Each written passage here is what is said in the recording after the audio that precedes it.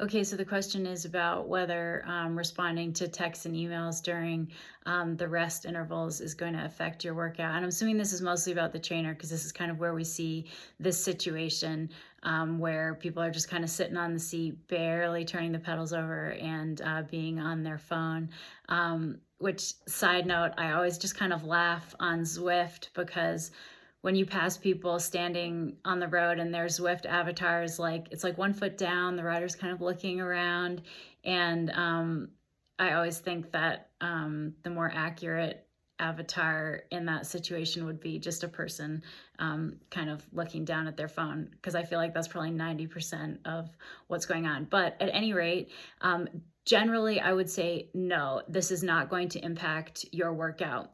Since I know you, I coach you, I know the workouts that you're doing. Here's what I would say for the workouts that I'm giving you as kind of a general rule of thumb, and this is likely going to be the case for most workouts. For workouts with short recovery, and that's going to be recovery intervals that are less than like 3 or maybe 4 minutes long, those you need to stick to the recovery duration. If it's a real short recovery interval like that, it's probably for a reason, and you want to maintain that recovery interval. It's less important that you necessarily keep spinning, keep your legs spinning. That's probably a negligible loss in adaptation, but if you want to really be sticking to the letter of the workout, yeah, I would keep your legs spinning. But the larger priority is the short recovery duration there.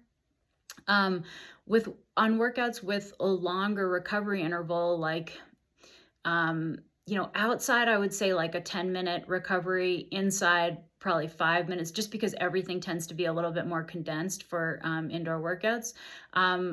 Do what you got to do. I mean, I don't think it's a huge deal to extend a recovery interval if it's longer. On the trainer, if it's a 5-minute recovery window or longer, it's probably fine to drag it out if you're get busy doing something and you need a little bit of extra time to finish up. Don't lose your warm up, but it's not a huge deal. But for those short recovery workouts that I mentioned, like the ones that I'm giving you specifically, are often a 1-minute recovery window. I would try to view those as, and I do this when I title the workout. It's a single set. Think of that as one long interval. Those short recoveries are almost more just to break things up a little bit. And yeah, it does allow you to recover a little bit and be able to continue going strong throughout that set. But I would rather you lower the intensity of those working intervals than to lengthen the recovery, for example. So yeah, try to think of those as like a single set. But yeah, in short, if it's a longer recovery window, not a big deal to make it even longer if you're doing something. For those short kind of 1, 2, 3 minute recovery windows, try to stick to the duration there. And the programmed recovery intensity is not super important, but I would say, like I mentioned, keeping your legs spinning is a good thing, but not critical. And the intensity at which you're spinning in those recovery windows is certainly of pretty little importance.